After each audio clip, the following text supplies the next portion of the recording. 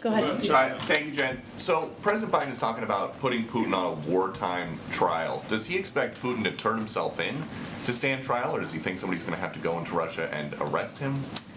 Well, without getting into the mechanisms, which I know were the good questions everybody was asking our national security advisor, there is precedent in the past of how this process can work. We're not going to prejudge what the process would work or what steps would be taken through an international legal process. So that's not quite where we're at right now, Peter, and I can't give you a sense of the mechanisms of if convicted, what would happen. Okay, a question about college sports. In some places like the Ivy League now, there are biological males competing against women. Does the White House think that is fair?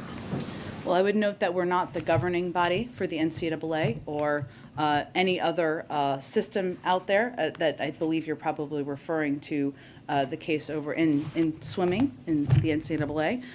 We understand how important sports are to student athletes across the country, but the NCAA obviously puts these policies in place.